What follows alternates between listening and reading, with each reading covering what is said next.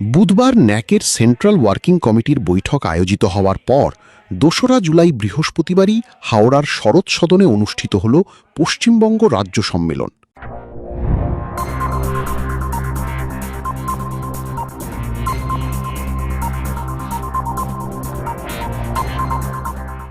সেখানেও সমস্ত কেন্দ্রীয় ও রাজ্য স্তরের নেতৃত্ব হাজির ছিলেন।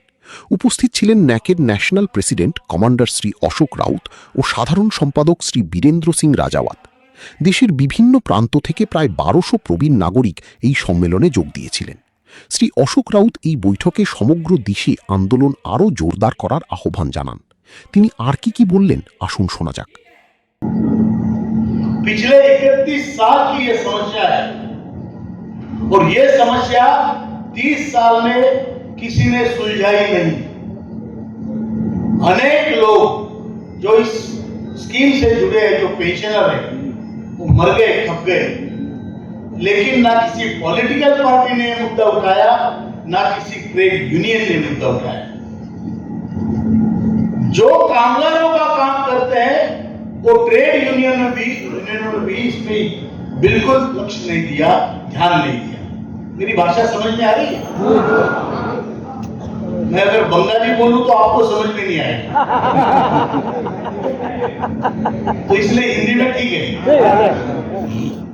तो हमारी जो समस्या है, हमारे ट्रेड यूनियनों ने भी इस पे ध्यान नहीं दिया।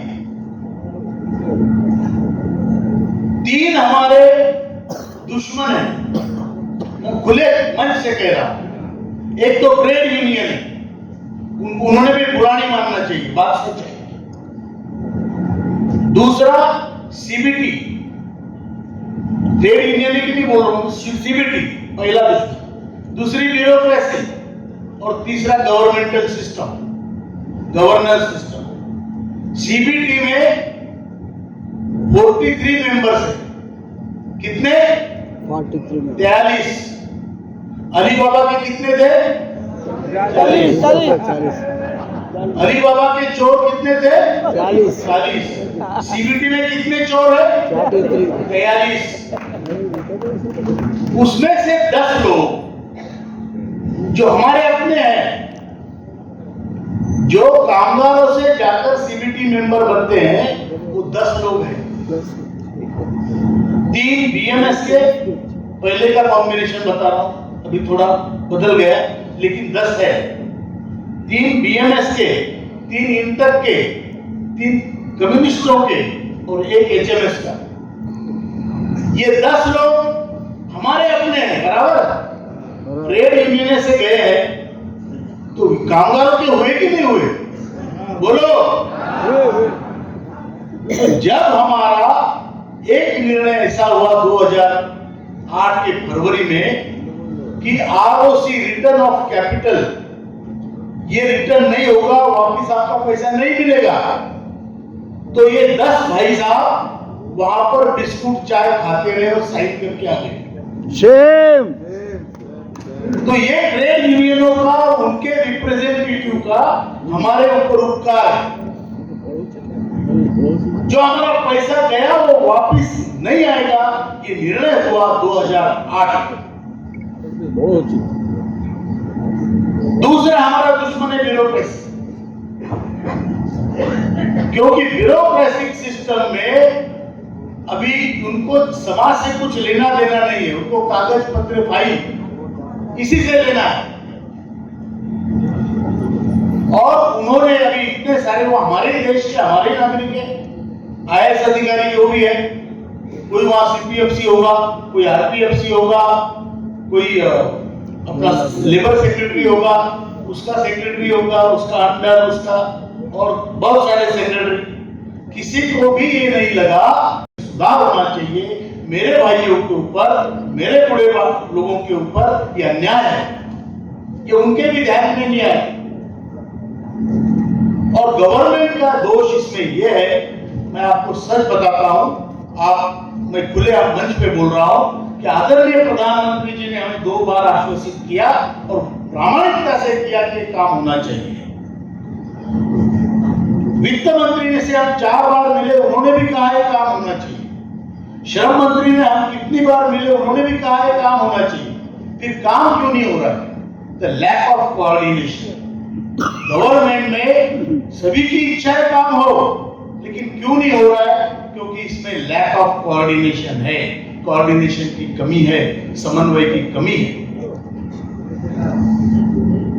हमारी ये लड़ाई 7,500 महंगाई भत्ता केवल यहां तक सीमित नहीं है। ये हमारे स्वाभिमान का प्रश्न है, हमारे अस्तित्व का प्रश्न है, हमारे वजूद का प्रश्न है, हमारे आइडेंटिटी का प्रश्न है। आज मेरे घर में मेरी आइडेंटिटी क्या है? मैं एक दादा हूं, मैं एक नाना हूं, बराबर। लेकिन जब मेरी नाती मेरे पास आती है, कहती है दादाजी मेरा हैप्पी बर्थडे है, तो मेरे जेब से फ्रॉक के लिए 200-500 रुपए नहीं निकलते। तो मेरी आइडेंटिटी मेरे घर में क्या रही? मेरे घर में अगर जब मैं वर्किंग में था, जब मैं पेमेंट लाता था, पगार लाता था, सैलरी लाता था, तो मेरे घर में मेरी इज्जत थी। सबसे पहले खाना मुझे मिलता था, बराबर है?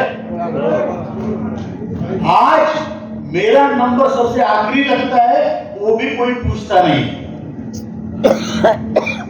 क्यों? जब मैं काम का था तब तो मैं महत्वपूर्ण था, मेरे हाथ में घर का कर्तृत्व था, दातृत्व था, पितृत्व था। आज 1000 रुपए मेरा बाप किसी को नहीं चाहिए। मेरे घर में मेरी इज्जत कम हो रही है, मेरा आत्मसम्मान कम हो रहा है, और ये मेरी त्रासदी है। 7,500 रुपए ये तो जरिया है कि मेरा मान बढ़े, मेरा मान सम्मान घर में बढ़े। मेरा बेटा जो आज मुझे पूछता नहीं है, वो कम से कम 28-29 तारीख को पूछे कि बाबा तबीयत कैसी है, 1 तारीख को पेंशन आ रही है।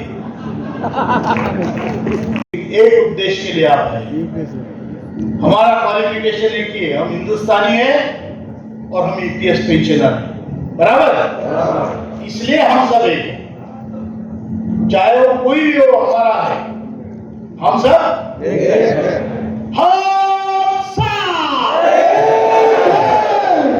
हाथ उठाइए, हाथ टूटेगा तो मेडिकल सुविधा मिलेगी, कर लेंगे सारा सब रिपेयर, बराबर?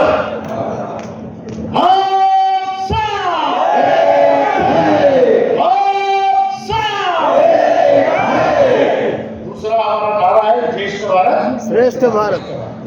हमारा भारत देश दुनिया में ज्येष्ठ है और दुनिया में श्रेष्ठ है, मानते हैं? भारतीय भले हम थोड़ा अलग बिहेव करते हुए कि हमारा देश दुनिया में ज्येष्ठ है और श्रेष्ठ है, और उस ज्येष्ठ और श्रेष्ठ देश के ज्येष्ठ और श्रेष्ठ नागरिक, इसका हमें अभिमान है। इसलिए नारा है ज्येष्ठ भारत श्रेष्ठ भारत। ज्येष्ठ भारत, ज्येष्ठ भारत, ज्येष्ठ भारत। धन्यवाद।